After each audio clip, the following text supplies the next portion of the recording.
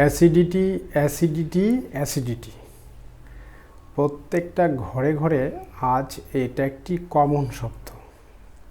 অ্যাসিডিটির সঙ্গে আমরা সকলেই পরিচিত। এমন কোনো মানুষ নেই যে অ্যাসিডিটির বা অ্যাসিডের ঔষধ খায়নি। আজ মানুষ মুঠো মুঠো অ্যাসিডিটি ঔষধ খাচ্ছে। অথচ একবার ভেবে দেখুন, আজ থেকে 30-40 বছর আগে মানুষ কিন্তু এত অ্যাসিডিটিতে ভুগতো না। তো দর্শক, আজকের বিষয় হচ্ছে অ্যাসিডিটি কি, কেন হয় এবং হোমিওপ্যাথিক কোন রেমেডিগুলোর মাধ্যমে আপনি এই অ্যাসিডিটি থেকে মুক্তি পেতে পারেন। তো আমি ডাক্তার সঞ্জয় কুমার মোদক, আমার ইউটিউব চ্যানেলের পক্ষ থেকে আপনাদের সবাইকে জানাচ্ছি আন্তরিক অভিনন্দন ও শুভেচ্ছা। প্রিয় দর্শক, চলুন আমরা জেনে নিই অ্যাসিডিটি কী। অ্যাসিডিটি হচ্ছে সেই বিষয়, আমরা যে খাবারগুলো খাই এই খাদ্যকণাগুলোকে সঠিকভাবে ক্ষুদ্র ক্ষুদ্র অংশে বিভক্ত করার জন্য এবং খাদ্য রসকে পাচনতন্ত্রের মাধ্যমে শরীরের প্রত্যেকটি অর্গ্যানে সুন্দরভাবে পৌঁছে দেওয়ার জন্য যে রস একটা কাজ করে থাকে সেটি হচ্ছে অ্যাসিড। এবং এই অ্যাসিড তৈরি করার দায়িত্বে থাকে পাকস্থলীর কতগুলো গ্রন্থি, যে গ্রন্থিগুলোর কাজ হচ্ছে এই অ্যাসিড নামক দ্রব্যটাকে সঠিক মাত্রায় পাকস্থলীতে প্রেরণ করা। কিন্তু কখনো যদি সঠিক মাত্রাকে অতিক্রম করে বেশি মাত্রায় অ্যাসিড নিঃসরণ করে থাকে, তখনই কিন্তু আমাদের অ্যাসিডিটির সমস্যায় ভুগতে হয়। তো এই হচ্ছে সংক্ষেপে অ্যাসিড কি সেটা আমরা জানলাম। তো আসুন অ্যাসিডিটি কেন হয় এটা একটু জেনে নিই। লক্ষ্য করুন, এই পৃথিবীতে যে আপনার প্রাণের সঞ্চার হয়েছে বা সমস্ত প্রাণী আছে, যেমন গরু আছে, ছাগল আছে, পশু আছে, পাখি আছে, এরা কিন্তু কেউ অ্যাকচুয়ালি খাওয়ার আগে বা পরে অ্যাসিডের ঔষধ খায় না। শুধুমাত্র মানুষই অ্যাসিডির ঔষধ খায় বা অ্যাসিডিটির ঔষধ খায়। কেন এরকমটা হলো? আর সকল প্রাণী তো প্রকৃতির নিয়মেই খাওয়া দাওয়া করছে, তারা তো আমাদের মতো অ্যাসিডের সমস্যায় ভুগছে না।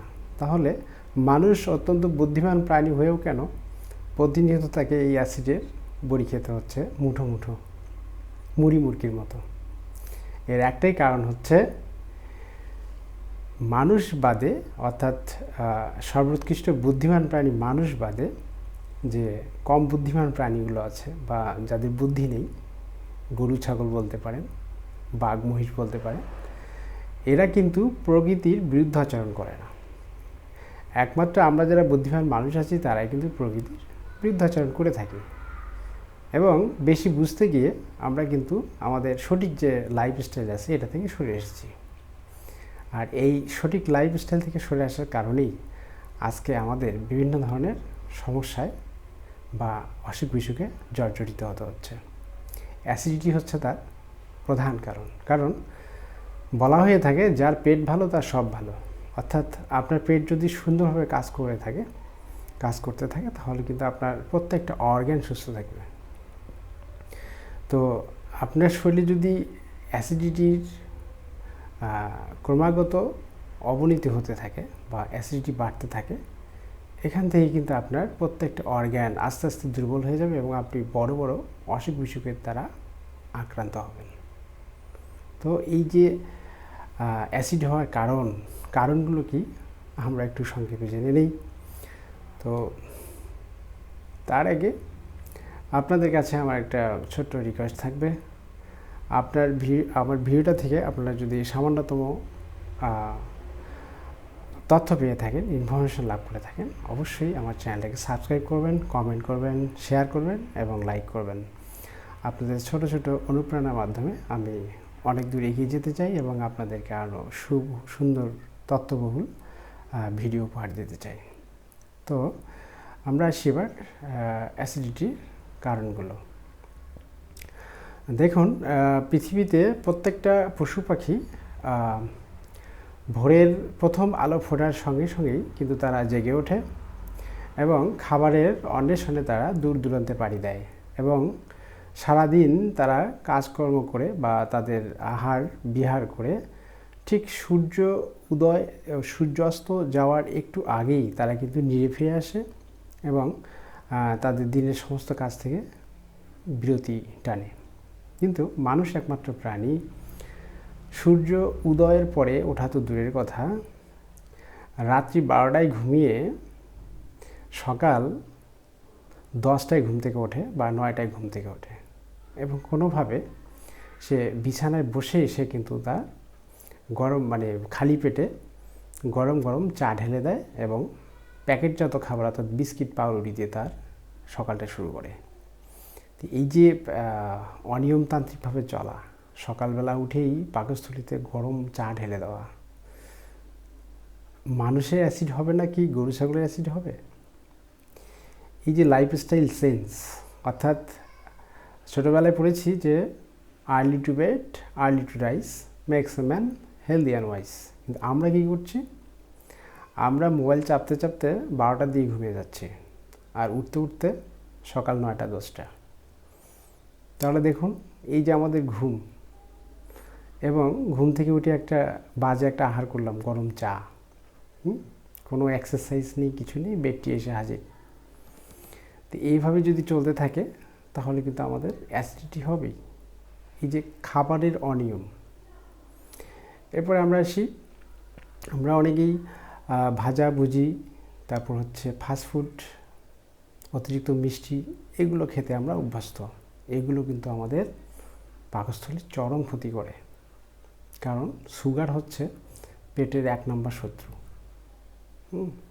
তো আমরা আজকাল খাবারের মধ্যে চিনিটাকে কম্পালসারি করে ফেলেছি। বিস্কুট খাবেন চিনি, পাউরুটি খাবেন। তো এই চিনি যে খায়, চিনি খাওয়ার ফলে এবং তেল খাওয়ার ফলে, ভাজাভুজি খাওয়ার ফলে আমাদের পেটের কিন্তু অনেকটা না অনেকাংশে ক্ষতি হয়ে যায় এবং এটা একটা লং টার্ম নেগেটিভ ইফেক্ট আমাদের শরীরে পড়তে থাকে। দর্শক, আজকে আমরা দেখব কোন হোমিও রেমেডিগুলোর মাধ্যমে আমরা গ্যাস থেকে সারা জীবনের জন্য নিষ্কৃতি পেতে পারি এবং শুধুমাত্র হোমিও ওষুধ নয়, এই ওষুধগুলোর সঙ্গে যদি আমরা আমাদের লাইফস্টাইল চেঞ্জ করে ফেলি এবং খাবার দাবার, ঘুম, প্রস্রাব, পায়খানা, এগুলো যদি আমরা সচেতনতার সঙ্গে সব ঠিক করে নিতে পারি, তাহলে একসময় গ্যাস থেকে কিন্তু আমরা নিষ্কৃতি পাবো এবং হোমিও ওষুধ আপনাদেরকে অবশ্যই একটা সুস্থতার দিকে নিয়ে যাবে। তো আসুন, আজকে আমি যে প্রথম যে মেডিসিনটা নিয়ে আলোচনা করব সেটি হচ্ছে নাক্স ভূমিকা। আপনাদের যাদের রাগ বেশি, যারা ঝাল খেতে খুব পছন্দ করেন, যারা মাংস খেতে খুব পছন্দ করেন, যাদের রাগ হলে পরে গালাগালি করতে ইচ্ছা করে, ভাঙচুর করতে ইচ্ছা করে, বা হাতের কাছে আপনি যা পাচ্ছেন তাই ছুড়ে দিচ্ছেন, এ ধরনের যদি লক্ষণগুলো থেকে থাকে আপনার ভিতর এবং আপনার যদি কোষ্ঠকাঠিন্য থাকে, সেই সঙ্গে দেখা যাচ্ছে যে আপনার পায়খানার তলব এসেছে, আপনি বাথরুমে গিয়েছেন, পায়খানা করছেন, কিন্তু মনে হচ্ছে অনেকগুলো পায়খানা করবেন কিন্তু পায়খানা ক্লিয়ার হচ্ছে না, আবার একটু পরে আবারও আপনি বাথরুমে ডুবে যাচ্ছেন। তো এই ধরনের লক্ষণগুলো যদি আপনার থেকে থাকে, অবশ্যই আপনি নাক্স ভূমিকা সেবন করবেন। আশা করি খুবই ভালো একটা রেজাল্ট পাবেন। সেকেন্ড মেডিসিন যেটা আছে সেটা হচ্ছে আমাদের কার্বোভেজ। কার্বোভেজ মেডিসিনটি মূলত লাকড়ি পুড়ে যে কয়লা হয়, সেই কয়লা থেকে কিন্তু কার্বোভেজ মেডিসিনটাকে তৈরি করা হয়, অর্থাৎ অঙ্গার থেকে বা ছাই থেকে।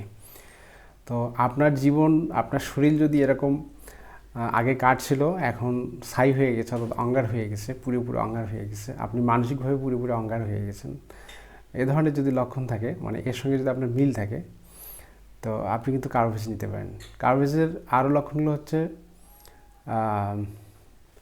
আপনার আপার অ্যাবডোমেন, অর্থাৎ উপরের পেটে প্রচণ্ড পরিমাণে বায়ু জমা থাকবে এবং সেই বায়ু বা গ্যাসটা দেখবেন আপনার ডায়াফ্রামে, অর্থাৎ যে বুক আছে, বুকের মাঝখানে চাপ দিতে থাকবে এবং আপনার প্রচণ্ড অস্বস্তি হতে থাকবে সেই সঙ্গে আপনি হালকা যখন ঢেকুর তুলবেন, এই ঢেকুর তোলার সঙ্গে সঙ্গে কিন্তু আপনার আরাম হতে পারে, অর্থাৎ আপনি ঢেকুর তুলছেন, আপনার একটু আরাম লাগতেছে। আবার এর সঙ্গে আপনার কি বলে পোড়া পোড়া গন্ধ থাকতে পারে। তো এই কটি সিমটম যদি আপনার থেকে থাকে, অবশ্যই আপনি কার্বোভেজ মেডিসিনটি গ্রহণ করবেন, এতে আপনার গ্যাস নির্মূল হবে। 3 নম্বর যে মেডিসিনটি সেটি হচ্ছে লাইকোপোডিয়াম। লাইকোপোডিয়াম মেডিসিনটি গ্যাসের জন্য খুবই বিখ্যাত একটি মেডিসিন। এই মেডিসিনের লক্ষণগুলি হচ্ছে আপনার পেটের যে গ্যাস, এই গ্যাসটা থাকবে নাভির নিচে যে পেট আছে অর্থাৎ লাওয়ার অ্যাবডোমেন, এই লাওয়ার অ্যাবডোমেনে এই গ্যাসটা পুঞ্জীভূত থাকে এবং দেখবেন যে ক্রমাগত আপনার কি হচ্ছে, তলপেট ফুলে উঠছে, তলপেট ফুলে উঠছে এবং কি বলে বায়ু নির্গত হওয়ার সঙ্গে সঙ্গে আপনার আরাম লাগছে, এটা একটা সিমটম থাকবে। এরপর আপনার একটা সিমটম হচ্ছে আপনি যদি গরম গরম খাবার পছন্দ করেন, অর্থাৎ শীত হোক গরম হোক, আপনার গরম খাবার চাই, আপনি কখনই গরম খাবার খেতে পারেন না, এই ধরনের যদি সিমটম থাকে আপনার ভিতর। এরপর হচ্ছে আপনি যদি কৃপণ মানুষ হন, অর্থাৎ টাকা পয়সা খরচ করতে আপনার মন একদম চায় না, শুধু জমাতে চান, এবং আপনার যদি রাগ থাকে প্রচুর, সেই সঙ্গে যদি আপনি মিষ্টি প্রিয় হন, অর্থাৎ মিষ্টি খেতে আপনার খুবই পছন্দ, মিষ্টি দেখলে আপনার জিহ্বায় জল এসে যায়, এই ধরনের সিমটমগুলো যদি আপনার থেকে থাকে, অবশ্যই আপনি লাইকোপোডিয়াম মেডিসিনটি গ্রহণ করবেন। 4 নম্বর যে মেডিসিনটি সেটি হচ্ছে রোবেনিয়া। রোবেনিয়া একটি বিখ্যাত মেডিসিন। এই মেডিসিনের লক্ষণ হচ্ছে আপনার গ্যাস হবে এবং গ্যাস হওয়ার সঙ্গে সঙ্গে প্রচণ্ড বুকে জ্বালা থাকবে এবং সেই সঙ্গে উদ্গার উঠবে, এই উদ্গার মুখে আসবে, মুখে এসে মুখটা আপনার টক হয়ে যাবে এবং মনে হবে যে মুখ থেকে গলা পর্যন্ত আপনার যেন প্রচণ্ড পরিমাণে টক হয়ে গেছে এবং সেই সঙ্গে মুখে আপনার কি আসবে, টক জল আসবে। তাহলে প্রথম যে লক্ষণ সেটা হচ্ছে কি, যে আপনার গ্যাসের জন্য বুক এবং গলা জ্বালাপোড়া করবে, সেই সঙ্গে মুখে উদ্গার আসবে, উদ্গারগুলো টকযুক্ত থাকবে, টক টক লাগবে আর কি, অর্থাৎ আপনার মুখ দাঁত সবসময় টক টক থাকবে। তো এই সিমটম যদি থেকে থাকে, অবশ্যই আপনি রোবেনিয়া মেডিসিনটি গ্রহণ করবেন। তো দর্শক, আজকে আমি যে কয়টি মেডিসিনের কথা বললাম গ্যাসের জন্য, আশা করি ভালো বুঝেছেন। তো আজ এ পর্যন্তই। আমার এই ভিডিওটি যদি আপনাদের সামান্যতম উপকার করে থাকে, আপনারা যদি তথ্য পেয়ে থাকেন, ইনফরমেশন লাভ করে থাকেন, অবশ্যই ভিডিওটিতে লাইক করবেন, কমেন্ট করবেন, শেয়ার করবেন এবং আগামীতে আরও ভালো ভালো ভিডিও যাতে আমি আপনাদের উপহার দিতে পারি, সেজন্য এই চ্যানেলটির সঙ্গেই থাকবেন। সবাইকে আবারও অনেক অনেক অনেক অনেক শুভেচ্ছা।